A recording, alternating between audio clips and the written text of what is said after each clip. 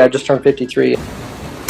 Kind of been my story with injuries over time. I've had ACL tear on one side and a lot of cartilage tears in both knees.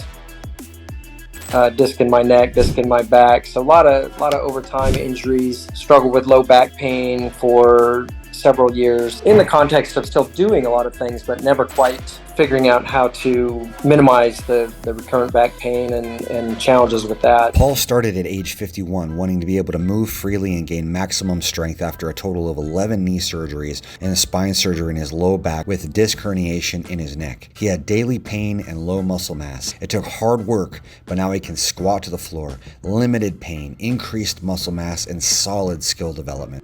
For me, trying to, maintain that healthy back, healthy flexibility, healthy just function day to day, where I'm not struggling to, just do things that I want to do, whether it be chores around the house or other activities, just because of, limited pain. Limited range of motion or back pain or whatever. Enjoy yoga, but I'm kind of a person that likes a little more active.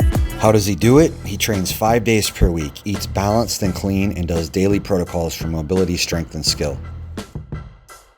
I'm an anesthesiologist currently. Specialty is pediatric anesthesiology, but my job, I do a little bit of everything, both adults and kids, and got into that. I actually trained initially as an engineer, was an engineer in the Air Force after going to the Air Force Academy, and got out after I paid off my time, did a master's degree in engineering, worked as an engineer, got out of the Air Force, and that's when I started medical school, and did medical school and residency up in Minnesota at Mayo Clinic. Did my pediatric anesthesia fellowship in Arkansas, Little Rock, Arkansas, at Arkansas Children's Hospital, and then moved to Charlotte, where I currently live. Diving in, what was it like? Beginning stages of training, what was easy, what was uncomfortable, challenging? I think almost all of it was a challenge in one respect or another. Flexibility in my shoulders and back, definitely something that were weak when I started this off. Core strength it was probably the other really missing component. I was just continuing to strengthen the core and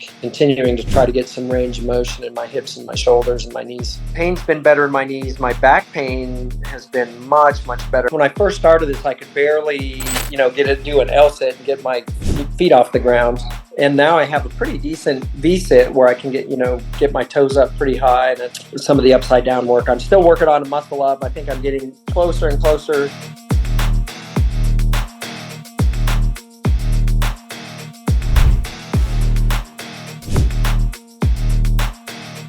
What other aspects have been helpful or fun or things that you enjoyed? This is where I get to find out directly, okay, we got to keep doing more of these kind of things. I always like challenges, and any way that can make it fun. Online competitions have been challenging and fun.